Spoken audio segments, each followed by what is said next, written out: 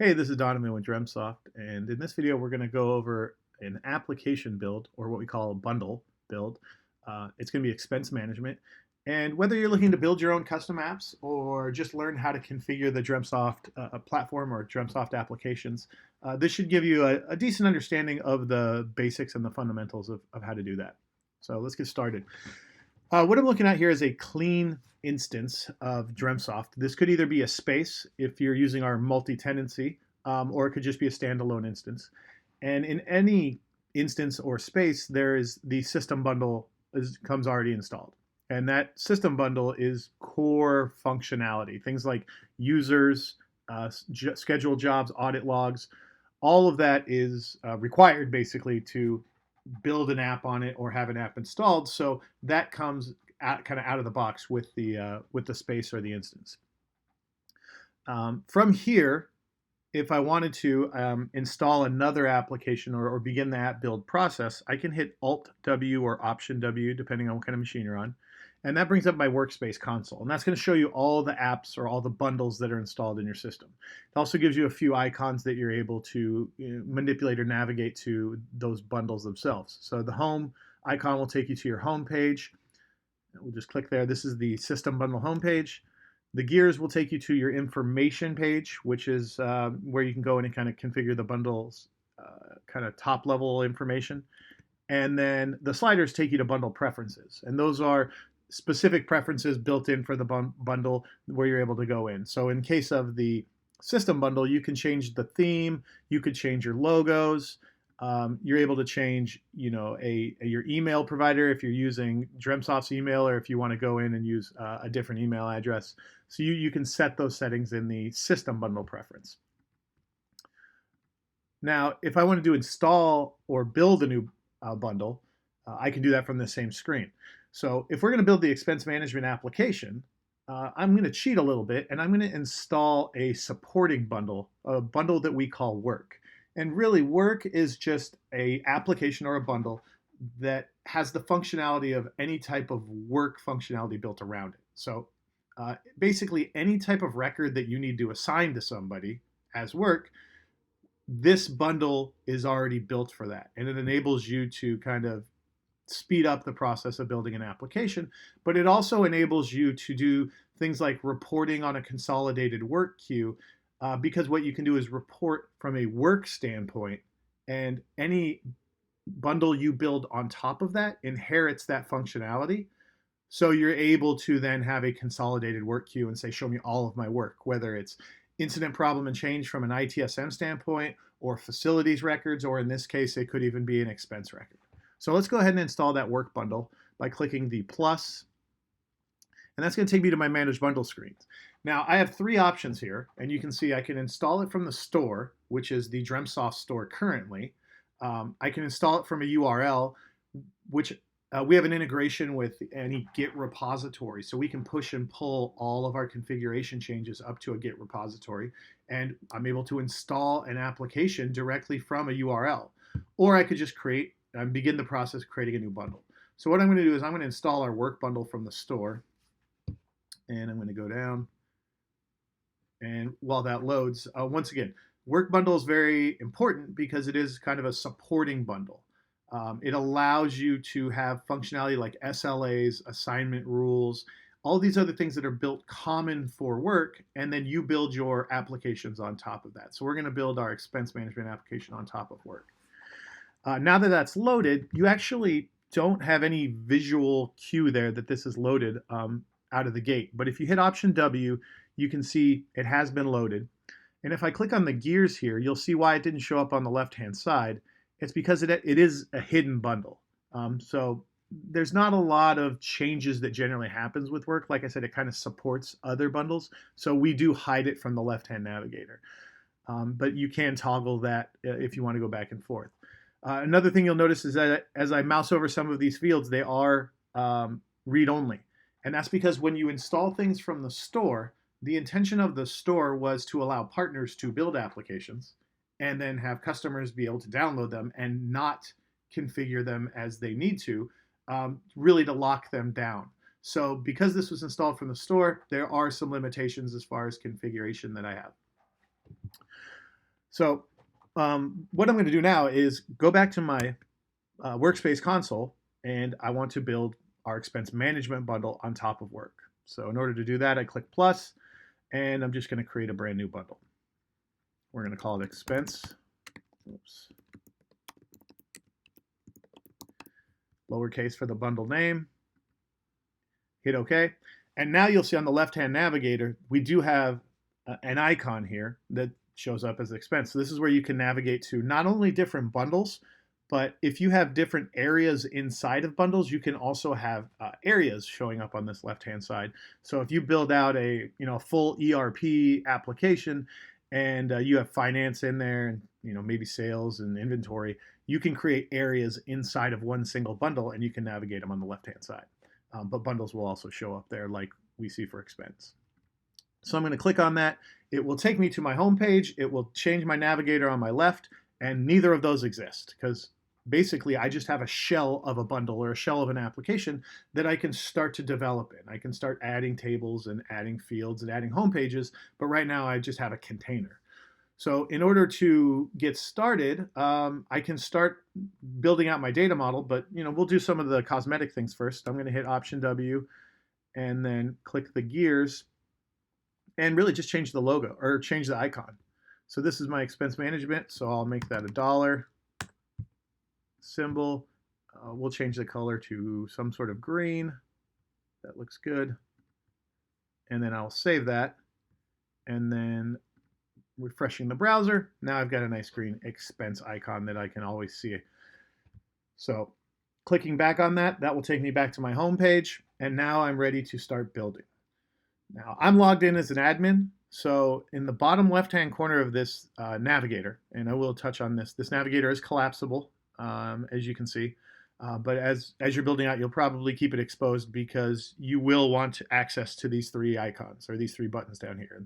First one on the left is the gears bundle configuration. A lot of the kind of nuts and bolts of building tables, building security, building workflow in there. Bundle preferences, we touched on that a little with security. You can also build your own bundle preferences that are things that maybe as an app administrator you want to change. So I showed you the logos and the times for the system bundle, but something like incident management, there's a out-of-the-box setting that says after 48 hours, you take an incident to go from resolved to closed if no one responds back. That is a bundle preference that you can say, well, out of the box, we give you 48 hours, but you can change it to 72 or 24, etc. So that it gives you a place to really have application preferences, or bundle preferences as the name entails. And then customize page. This is where you can configure the layout of pages, where you can drag and drop different components. And as we go through and build out the tables, I'll show you how you can configure the page and the components itself and build those out. But our first step, we're going to click on the gears, and we're going to go to bucket management. The reason we're going to do this is we're going to build out some tables, and tables are buckets, but not all buckets are tables. So I go to bucket management, click bucket, and I'll click plus, and I'm going to create a new bucket here. So what a bucket is really kind of a container or a pointer for data. Now, granted, most of the time it is a table, but there are several different types, and we're going to not build a table for this expense. We're actually going to build a classification. So this goes back to our work bundle that we built. In that work bundle, there's a table called work, which has all of the fields, or most of the fields we're going to need in order to build this expense management table. So instead of having to rebuild all of that, I'm just going to build on top of that as a classification and set my work table as the parent. As soon as I save this, down below you'll see many slots up here, and you can see that they were all inherited from work. So I don't have to go through and put a description and assign to or requested by a category. All of that's there for me. And once again, the nice part is if I were going to do reporting or list views or queues, I can look at all of my work based on these shared fields, and I can report on them or filter on them because they're essentially all sharing those same fields. And then any fields I add on top of it can be unique to my expense table that I'm about to build. So I created a classification. I set the parent to work, and now I've inherited all these what we call slots or fields. So from this standpoint, I have a description, which if you're thinking from a an expense record, I'll probably need to put in what that expense is.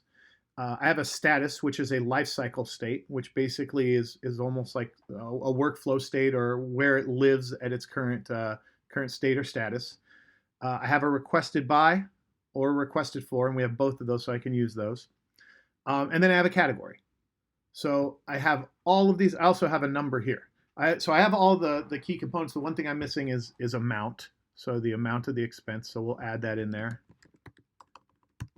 So I click the plus, and I'll make this a price slot. We have a variety of different types in there, from integer to number to decimal. This is a price slot because this will already be formatted for currency. And I do have other configurations down here if I want to do some validation or if I want to format the string itself, but we'll just keep it pretty basic. So now I've added that amount. You can see it's pending creation here in space, but those should be the main fields that I have. So now I'm going to go pick and choose. I'm going to save this first. And now I'm going to go pick and choose what's going to show up on my list and what's going to show up on my form to really start to make this expense management app start to breathe a little bit. So what I need to do is get to my list view. And there's two ways I can do that. The first way is in this bucket definition screen, I can click the ellipses, and then there's a show data option. That'll take me to a list of this bucket's data. I could also navigate directly by URL. So as soon as I created this bucket, in the background, two pages are automatically created. One is called list.default. In this case, expense, but it would be the bucket name. The second would be the details.default.expense, or the bucket name. And those are essentially your list view and your form view. And you can navigate to either one of them by typing them in. Now, if I go up and type list.default.expense, then that will take me to my list. If I were to try to change to details.default.expense, it does exist, but it's going to give me an error because details is looking for an individual record, and it's saying, hey, there's a query required here. So either you need to give me a queue with a GUID at the end of it as a parameter, and then I will know which record to bring up, or you just need to type in new equals true, and that will bring up essentially what is a new form. But I'm skipping ahead. I want to go back to our list view here. So I'm going to back up a few pages. So here's our list.default expenses, and it's got a number and a title that it just throws out there automatically. But what I want to do is add the columns to my list that are going to be important to expense management.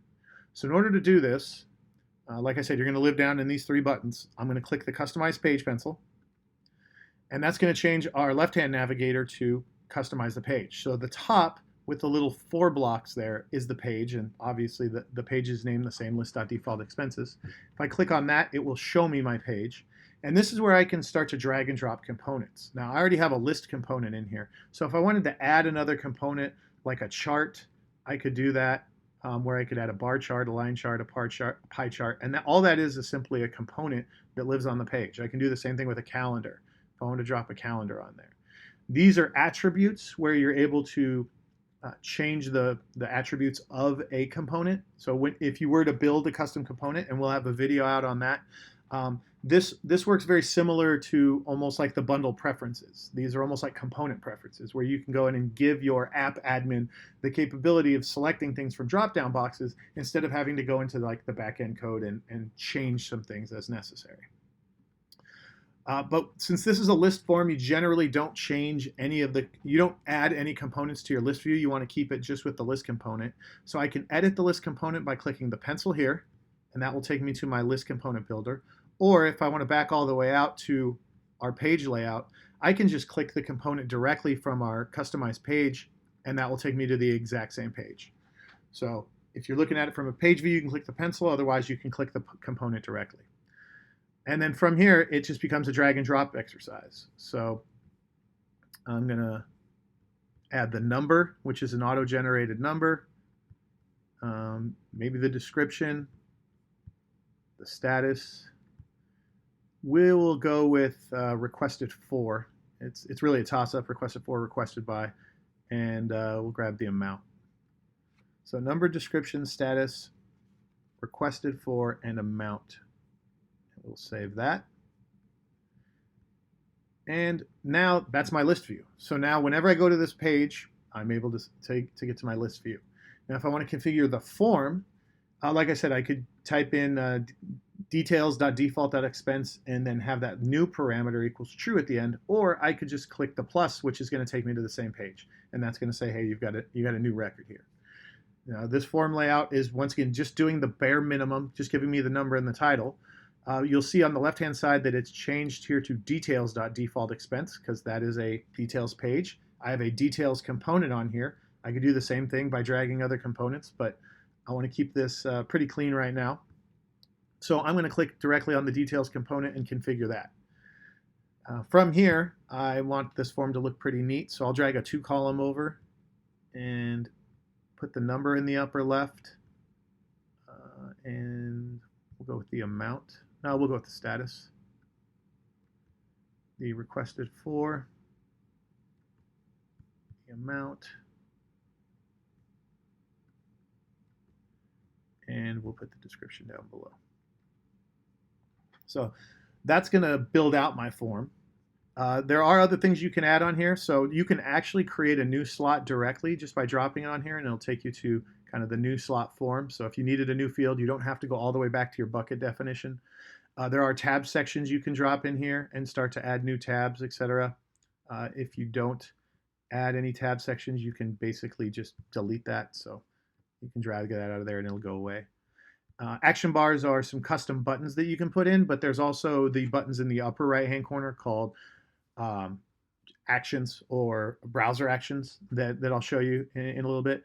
And then some other things like dividers, annotations, attachments, which we do want to drag on here because we do want to be able to send pictures or receipts when someone sends an expense in. So I'll hit OK, save that. And you'll notice that I have kind of a wonky number here for work. This should be an expense. If I want to generate a number, I may want to designate it as an expense, and also I don't want to have this gigantic system generated number.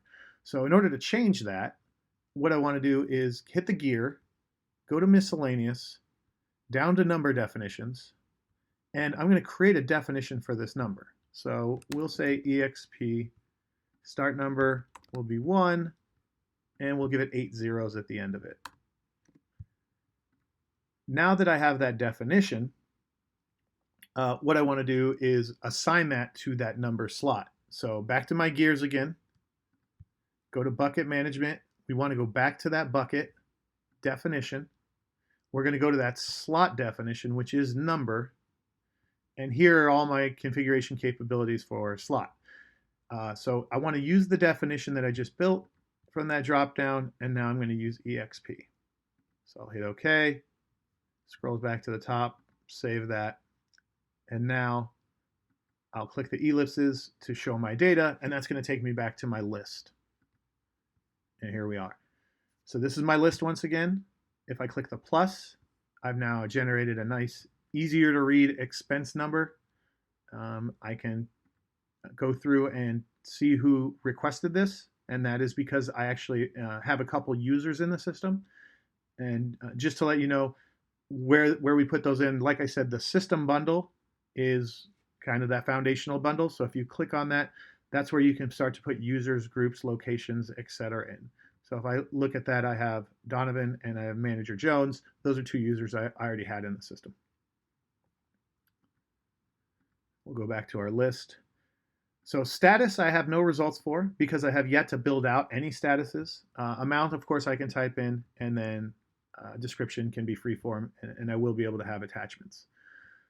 So next step will be to build out the status. We want to go ahead and build out a little bit of workflow.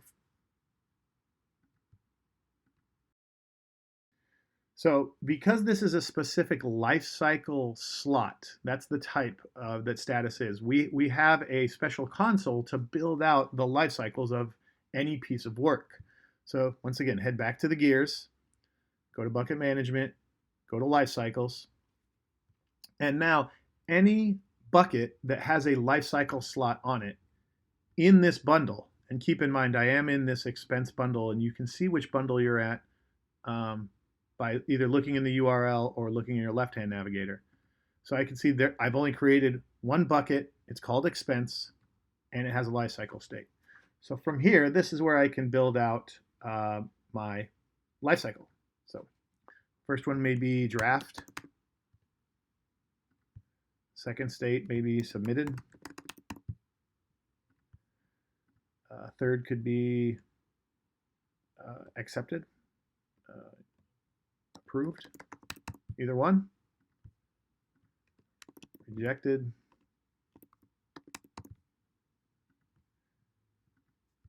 completed, and we'll go canceled. So you have these, you can drag and drop them if you need to. If you want to decide what your starting state is, your initial transition, you click on that, and that's going to decide what the initial transition is. And then from here, you can decide your transitions. What state am I allowed to go to from this state? So as I click draft, maybe I'm only able to go to submitted and canceled. And I don't want someone just selecting completed or even approved if they don't have that capability. So once it goes to submitted, you can go to either approved or rejected. When it's approved, maybe you go to completed. Rejected, it can go back to draft. Or maybe I want to put a return state in there so that way the user knows that it's returned.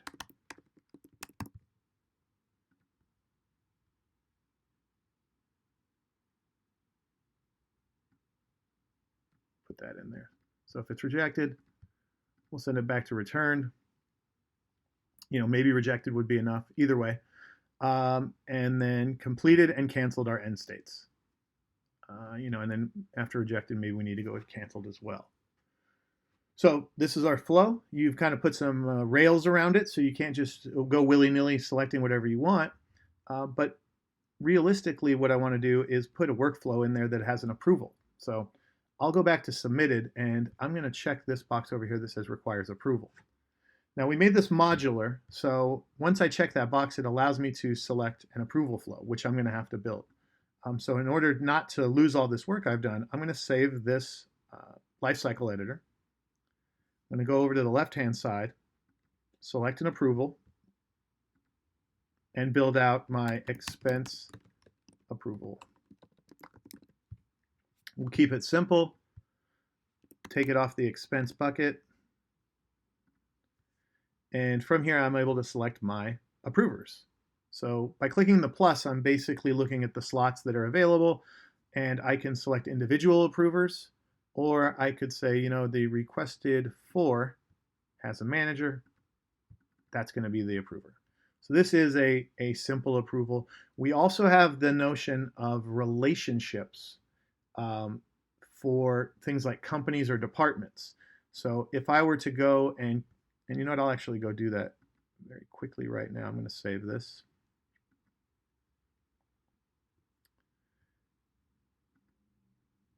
And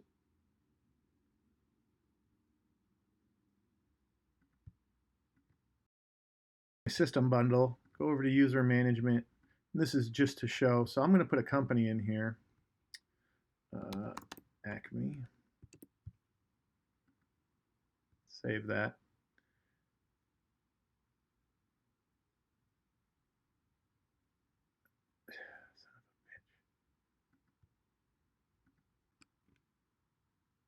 We have the capability to have relationships that are defined that are expense approvers, financial approvers, you know, work approvers, and you can tie those to companies or departments by creating a relationship.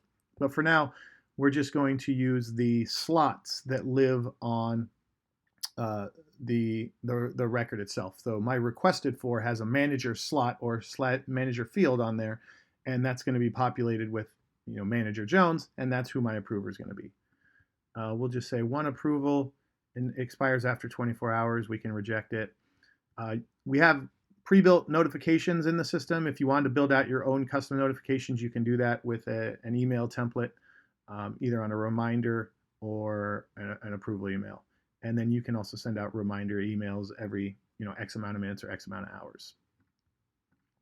So once I save that, I'm going to head back to my gears, bucket management, head back to my life cycle, and now I can go and select my expense approval. If it is approved, I'll set the state will be approved. If it's rejected, I'll go to rejected. And I think this return is unnecessary, so we'll just get rid of that and just stay with rejected. Save that lifecycle state.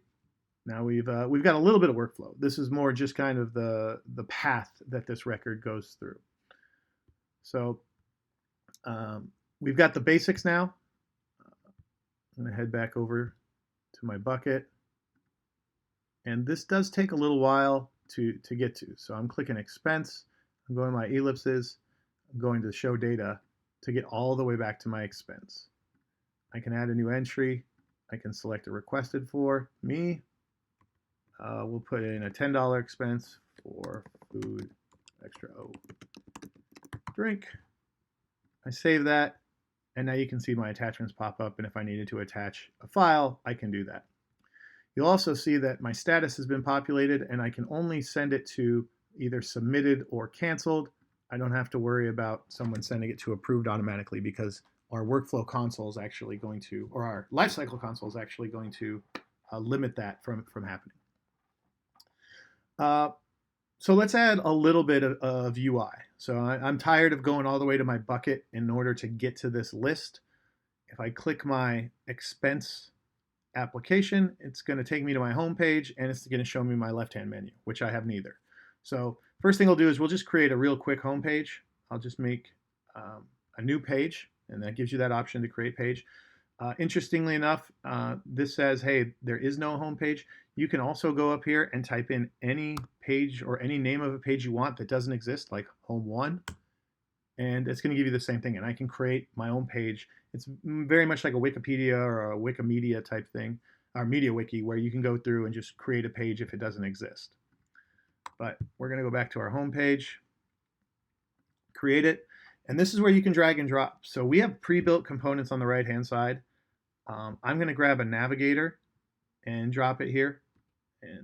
But there's a myriad of other components, and you have the ability to build your own. So if you have any kind of even basic HTML experience, you can build out your own component. If you have some more advanced Vue, Angular, React, you can build out in any of those frameworks and build some very credible things. And then once they're there, you can have that same drag and drop capability. But the tiles look the best. We'll call this the expense home nav. And first I'll just drag a list over. We'll call it open expenses.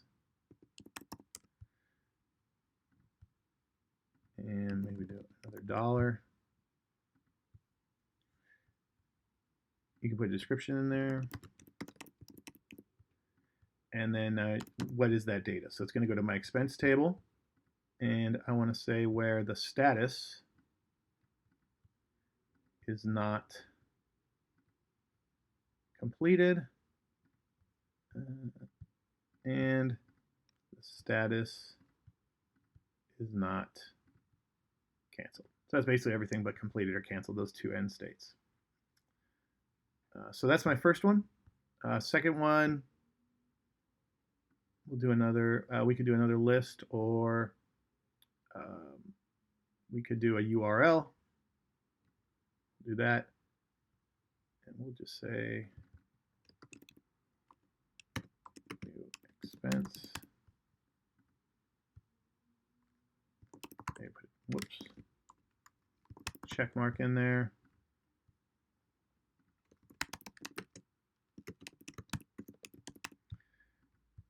And then the URL would just be details.default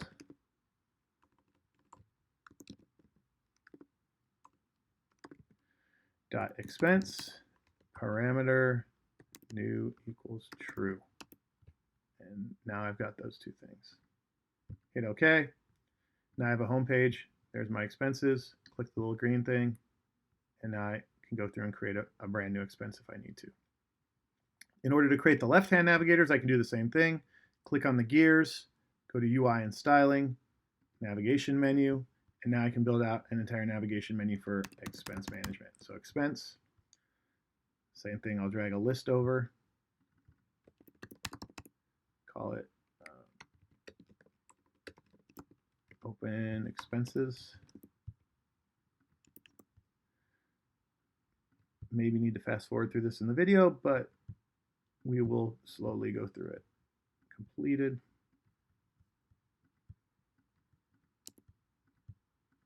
Status is not canceled. So same filter before, and then I can do a URL. When I do put security in here, or when I do get groups in here, this is where you can come through and put security for who will see these left-hand navigators. So out of the box right now, it's navigators, but I can specify specific groups, everyone authenticated, or it can be public if you're building some sort of exposed public application. For now, I don't have a group yet called expense users or desk users, and when we do that, we'll come back and add that. So we'll save that for now. And we've got a little bit of UI. You click the refresh your browser in order for those to show up. And now I can go to see my open expenses. All right, so this is good just for making some basic records, but what if we want to go through and create expense reports, bundle these things together? Well, let's do that, and then we'll build in a little bit more workflow. So let's create a bucket, a classification bucket called expense report. All right, this will kind of be, once again, another container. I could make it a table. I'll actually make it a classification. And I didn't touch on these before, but I will now. So classification is, of course, what we first built, which was sort of like an extension from another bucket that has a parent. Collection is almost like a virtual, like the name says, collection of different buckets. This is actually being deprecated. It's still throughout the product in specific places, but most of the time classifications are used instead of collections.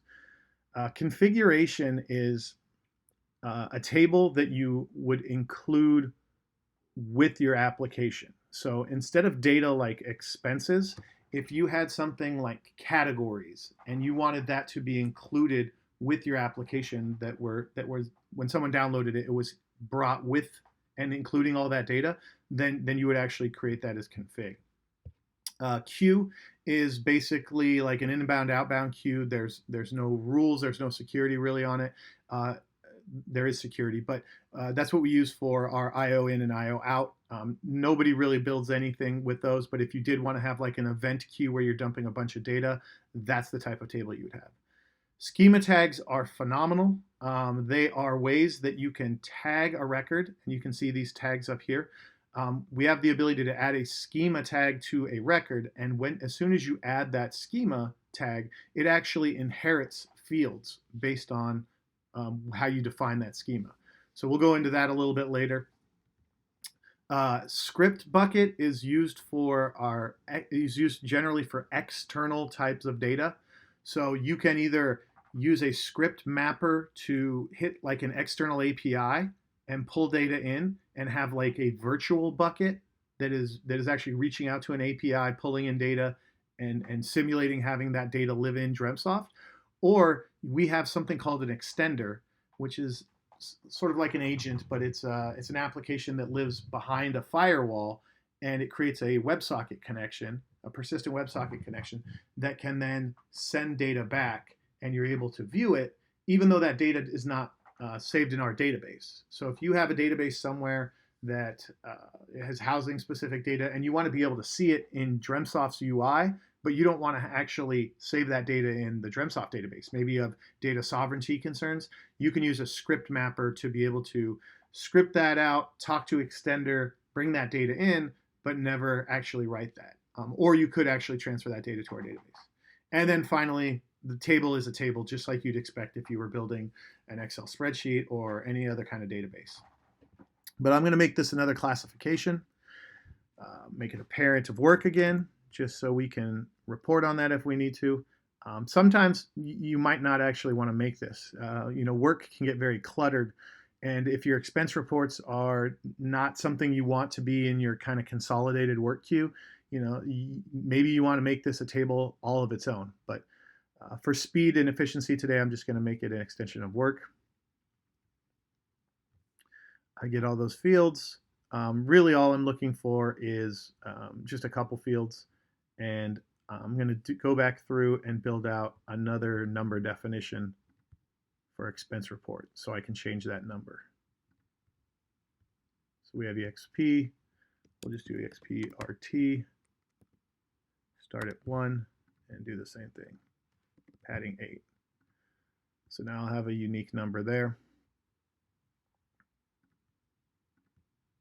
Bucket management, expense report.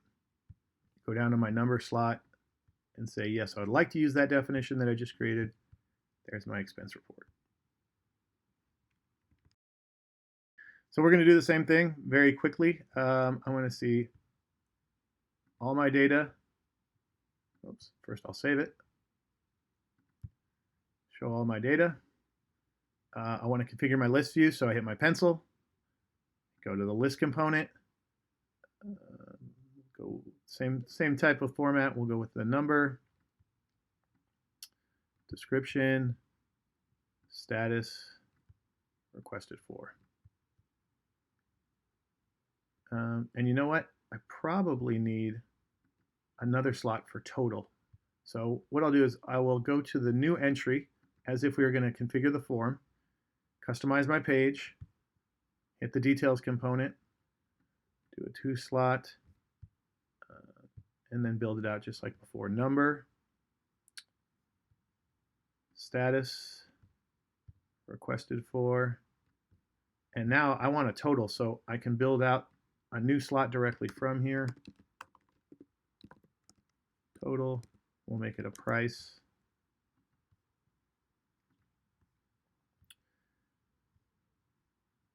And then put a description down below. So there's my form. Now, if I want to relate expenses to expense reports, I'm going to need some sort of connection. Now, because we extended from work, there already is a pre-built connection called parent, which is basically just a reference to any other work record. So I can either use that parent slot as my connection or reference field to be able to reference it to, or I could go onto my expense bucket, I could create a expense report slot, and then I'd be able to do the same thing, and that slot would be designated specifically for relating the expense report to the expense. But we have parent in there, so I'll go ahead and utilize that. Now, in order for me to get a list of related expenses down below, I need to configure my form. So I'm going to click pencil. I'm going to go to the page this time. And in addition to my details component, I'm going to bring in a related items component. So this related items component will show you all of the possible relationships that you have here. So I want to grab that parent slot, essentially that expense parent slot where it points to the expense report. I'll hit OK, hit OK again. You'll see, because this record's not saved, it's kind of grayed out down below, but you'll see the column headings were pulled in. They were the same as my expense list. If I wanted to, I can change this list specifically for the related list, and it doesn't change my expense list layout. So I'll set my requested for here. Status, I don't have any yet, so I should probably go do that. Total, we're going to build a little calculation to total up the total, and then description is obviously freeform text. So let's go back to our life cycles again. Okay, I'm going to go build a very simple life cycle for the expense report. It's really just a container for the expenses. So say open, complete, canceled.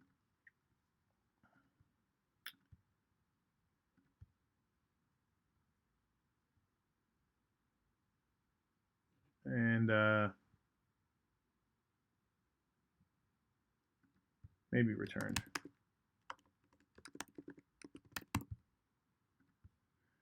Just in case it gets sent back.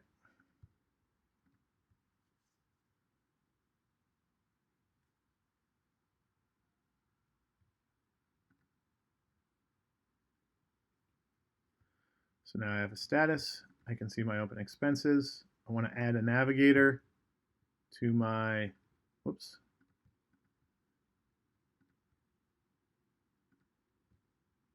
expense management navigator. Maybe this will be expense reports.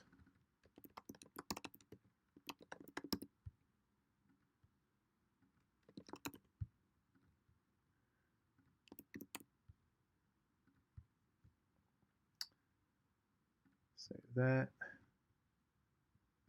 I'll put an icon in here, make it look good.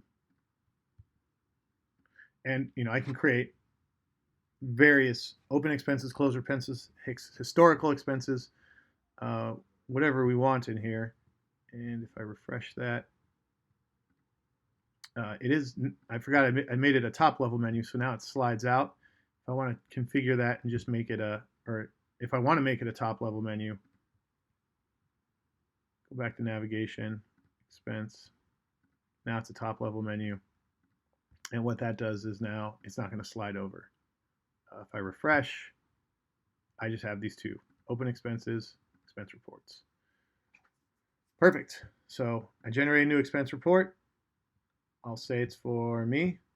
Put my description in here as sales meeting, and I can save that. Now, chances are I'm going to start my expense report and then create my expenses directly from the report. So I'm not going to create one-off expenses. I'm going to have that container in there. So I can click plus, create requested for, and then maybe put an amount of $100 food, save that. If I needed to attach a file, I could. That's simply there. Save and go back.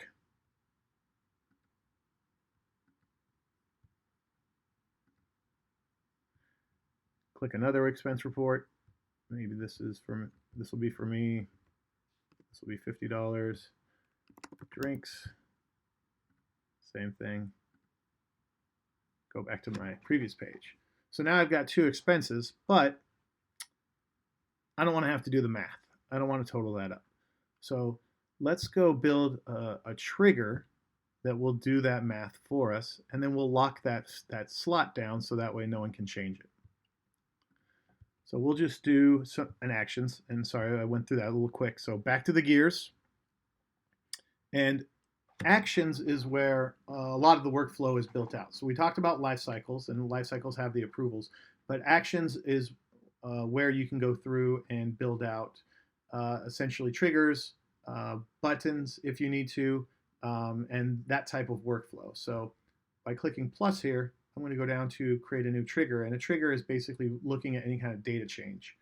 So if something changes on insert, update, or delete, it's going to look at that, and then it's going to go in and fire this off. So I'll just call this calculate total. I'll do it after it hits the database. It's going to go on my expense on insert, update, or delete of that. And I could build out a flow where I could start to put if conditions in here. If assignment group is, etc., administrators, then I can go down this route, and you can start to build this out.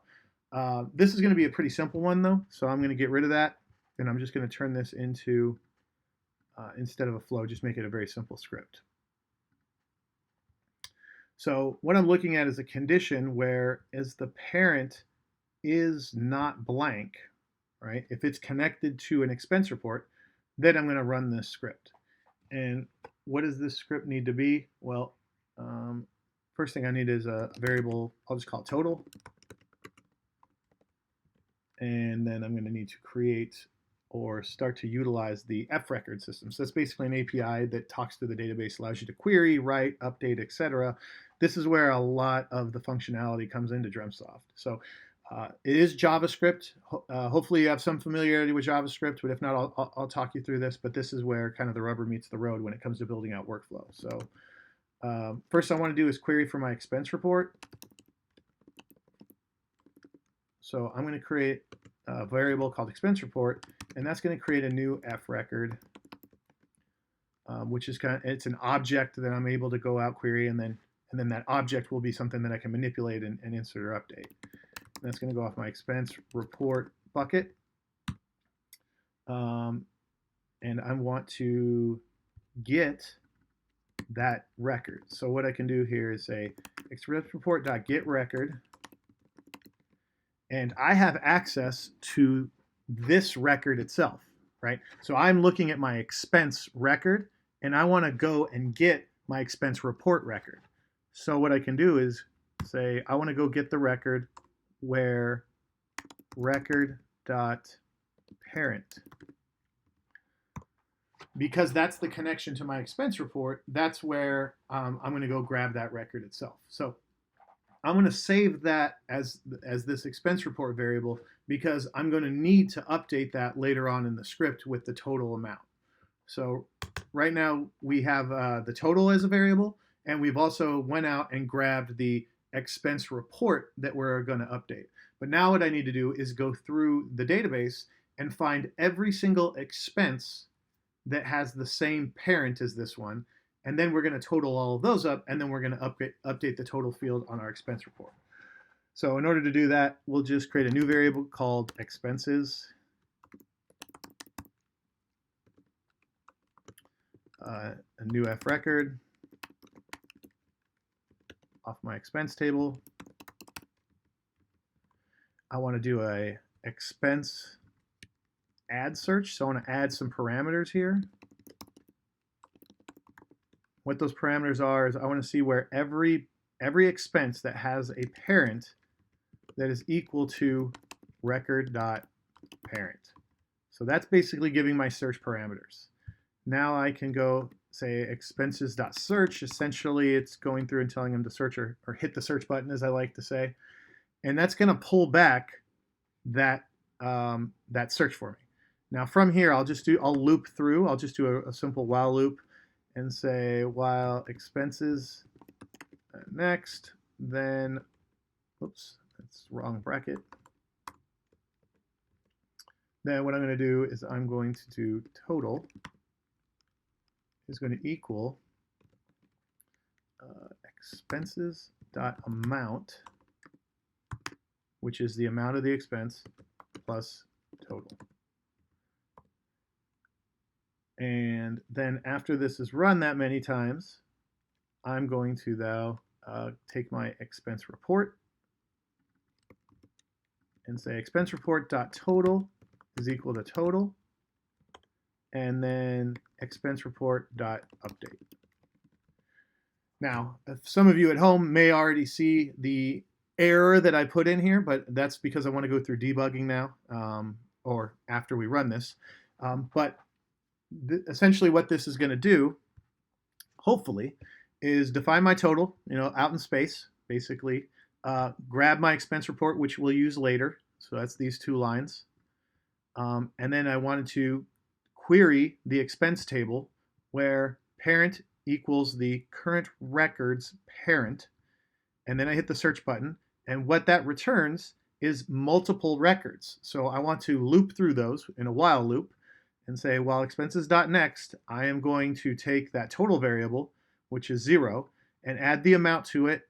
And then I'm also going to continue to add total. And there's a variety of ways of doing this. The JavaScript, this is probably a little cavemanish, but it's the most simplistic way I can do it. Once I have that variable total updated, now I'm going to take that expense report that I have, I'm going to grab its total field, and I'm going to insert the total value that is that variable, and then I want to make sure I update that. So I'm going to save this. And now, in order to trigger this, all I need to do is insert, update, or delete any expense that parent is not blank, so any that has a parent that is populated. So I can go over here to open expenses, and I will click on any one of these, and I'll change this to $101. Now, realistically, when I save this, it should update the total on my expense reports. And it will not. And the reason is there's an error, not an error in the script, but there's something wrong in my script. So let's go back there and we'll go through the process of debugging so we can see exactly what that is. So head back to bucket management, go to actions, calculate total. And first thing I want to do is I'll put some console logs in there. They call it caveman debugging, but you can do something very simple at the beginning just to make sure it's running. So you can say console.log, and then you can, what I'll generally do is just say calculate total running, just to know that it is firing off. Give me that warm fuzzy feeling that the action's fired. And now what I'll also do is I'll go through here and I'll log out the total. So we'll say total equals, and then the total variable. So that will be able to log out to my JavaScript console or my developer console. So I can save that, head back to my expenses, my $101 expense. Now I want to pop open my console, but before I do that, I want to go into debug mode. So I'm going to hit Control Shift D, and now I've got a little bug in the bottom right hand corner. And if you're interested about any of our keyboard shortcuts, you can hit Option Shift ? Or Option Shift / and ? Whatever that key is. And that will show you all the shortcuts. So you can get to our scripter. I already talked about Alt W, uploading files. There's a variety of different things in here. Impersonating users is extremely important when you're testing out security. Copying a record. Snapshot is for sending data to basically like a demo data snapshot. This one is a little bit meta. Focus on search. That allows you to go up to the global search in the upper right hand corner. Test page navigation. It's a place where you can go and test all these different components. Upload a file, of course, is upload a file. And then we talked about Alt W. Scripter is also a great place to go quick and dirty in order to test your scripts. So instead of having to go all the way back to the action, you can just hit Alt X and test out your script. But we'll stay in the action for now. So debug mode, open up my developer console. You can do that, I think through view. This is Chrome I'm using, developer, and then JavaScript console. I always just hit Command Option J and pop it open. And now I'm ready to configure this, or actually see what my log says. So I'm going to change this to 102. I'm going to save it. Something happened, so I'm looking for total, and there it is. And I should have also had my calc total running. And so that's the console log saying, yes, this is running. And then down below, I can see, as I expected, I actually concatenated two strings instead of added two numbers together. So that's where I can go back through and say, well, my total variable here is this big mess, and that's why it's not updating, because on my expense report, that's actually a price slot, and this formatting of a string doesn't fly with that. So let's go fix that. Let's head back to our action. Get rid of my console, give myself some breathing room. And then this just needs to be set to parse int, which essentially ensures that it is a number. I could probably do it on my total variable too, but it's already set as a 0, so that should work. And then every time it goes through, it's changing it from a string and parsing it as an integer, so you know it's going to be a number. So if this works, I head back to my open expenses. I can pop open my JavaScript console, but I could also see the results on my expense report. But we'll change this to $108. Save it, and then scroll back. And you see here, it went through and said, okay, the last one was $50. This one was $158.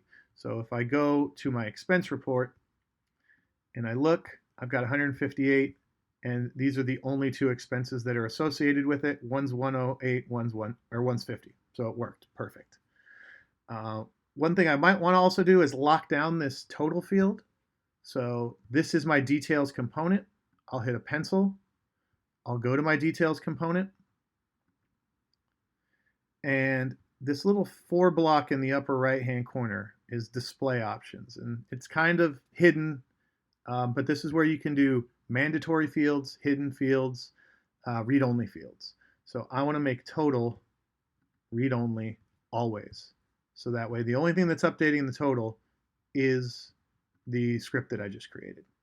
So now it's grayed out. Anything I change in here, I can click on. One hugely important factor that I forgot to mention is this book icon. This literally just came out last week. What is it? Early July.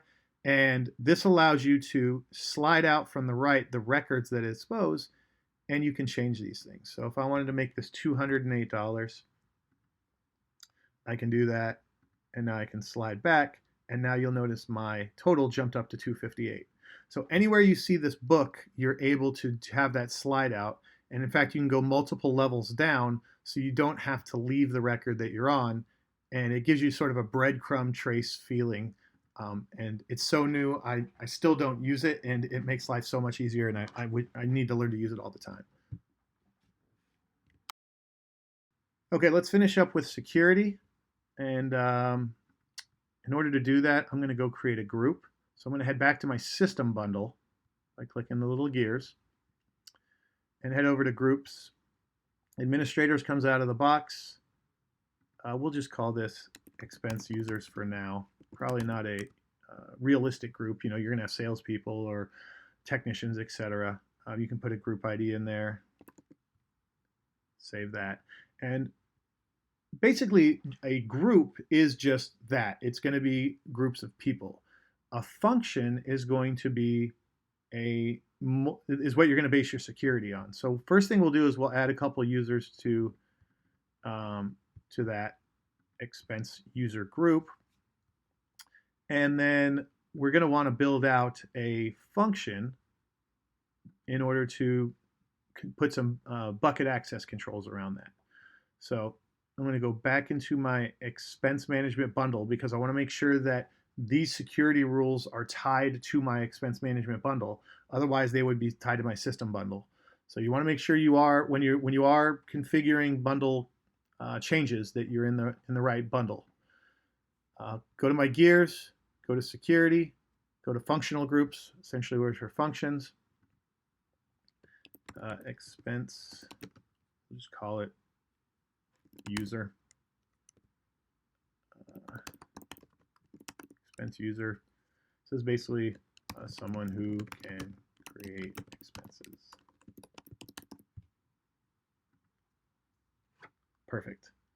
So I have my expense functional group, and that's going to be tied to the group, which is the people.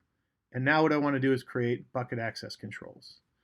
So we have an expense bucket. So this could be expense read, and I might want to create a couple of these. So if you want someone who's just able to view, I can create expense read.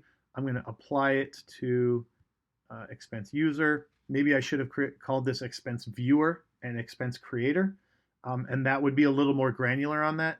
So instead, I'll just go back and call this expense user, because I'm assuming if you're looking at expenses, you're probably creating them for yourself as well. So I'm going to say the expense user can see and create rows. Access to all rows. Well, you probably don't want somebody going in creating expenses for you. So let's only let them create rows. No wonder. Got to edit that out, but I'm in the wrong bucket. So I want to select the right bucket, which is expense.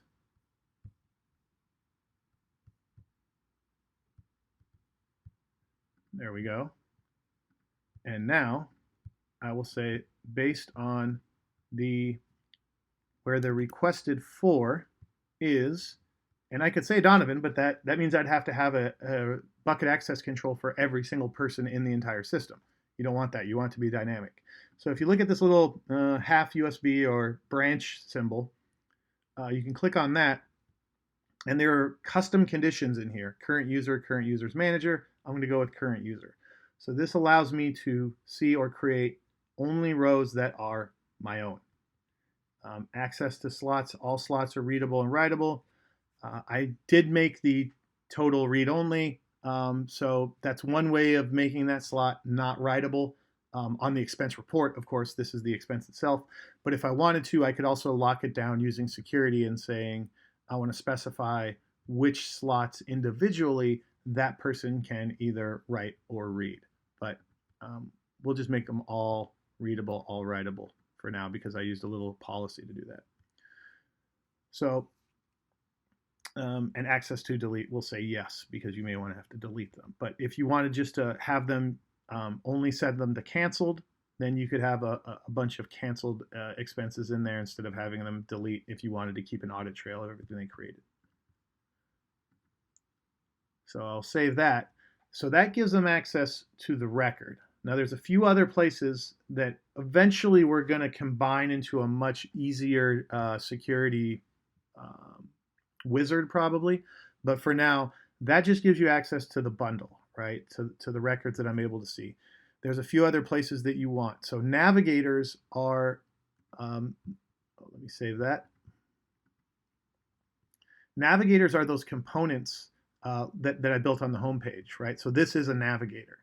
So you have security to lock down navigators individually as well. So if I go to security navigator, I want to create a new navigator security, call it expense home nav. I'm going to apply it to the groups. I'm going to apply it to that functional group, expense user. I'm going to apply and then say the navigator is my expense home nav. And then you can decide which sections they have access to. So depending on groups, you can make that homepage look completely different. And some people can have, maybe my expense approvals if you have to go in there and want to see those, or something else that you want to lock down. But that is that navigator, which is basically that homepage component. So we're going to save that. And then as I was showing back on the navigation menu, this left-hand navigation menu, this is where you can come back through and start to decide who can see what navigation left-hand menu you have. So you can come in here and say specified groups is expense user. Same thing, specified groups is expense user. Save that. Now, if this worked correctly, I can use my Alt-I or Option-I to impersonate a user. And I'll impersonate myself, Donovan. And I should have access to the homepage, but I don't because I left one other security out and I forgot. So I'll go back, Option-I to stop impersonating. I didn't give myself access to the bundle. So from the bundle, security, bundle, click plus. Title will be expense user access, apply to expense user, and the bundle that will be secured will be expense. Now cross my fingers, I'll go back and impersonate me. I should have on the left-hand side of my little green access, and I don't. I'll go back, and I suspect I didn't tie things together. And I did not. So another lesson learned, the groups are, and I'm going to change this to expense users. Groups are, of course, just groups of people. Like I said, here's Donovan and Manager Jones. We created that functional group, which is the functional group that tied to the business or the bucket access controls, but I never tied my group to my functional group. So I have to go back to my group of people and add my functional group over here. So now it includes this function along with these users. And now, for the third time, if I Option I, if I hit it, my expense bundle, Option I, Donovan. Now I have access to my expense. And I can go over here. I have my left-hand navigator and my navigators. So, just to recap, and you'll also notice that I don't have my my admin tools down below. I don't have my gear, don't have my pencil. So I'm going to stop impersonating. Hit OK. So basically, just to wrap up, we started with a clean instance where the system bundle was loaded. Like I said, system bundle, users, schedule job, audits, system functionality. We hit Option W and installed work from the store, and that work bundle kind of gave us a jump start to go through and cheat a little bit, but build on top of the shoulders of the work bundle. We then built a brand new bundle, created a new bundle, built the data model by going to bucket management in that bundle, by making sure you're in that bundle, going to bucket management. And then from there, we configured the form and the list view, those two pages, list.default.expense and details.default.expense. We then went through and built out the life cycles, built out the approvals, and we built out one small action that calculates the total of the expense reports, of the expenses to the expense reports. So all of those changes that we just did, if I were to hit Option W and go back to my gears, are now stored in my local changes down below. So this is where developing can get really fun, because I have all of these down here. I can take a look at them if necessary. So if I want to look through the actual JSON and see what happened here, I can do that. And if I ever need to revert something, if I screwed up or I want to get rid of something, I can sort it by when it was updated. And I can check a box and say, you know what, that access control, that all that security that I just put in there, maybe I want to rip all that out. Well, I can check those boxes and hit revert, and that's just going to pull all those out, essentially delete them. But I don't want to do that. But what I do want to do is send this bundle up to the cloud, right? I just built it. I'm going to use it. There's going to be more videos, so I'm going to want to load it later on. So what I can do is send that to a GitHub repository, a GitLabs repository, a Bitbucket repository. I have a Bitbucket repository right here. I'm going to grab that. I'm going to go to the ellipses from my bundle information screen, publish it, and this is going to ask me the first time for that URL. It's going to say, what's your username?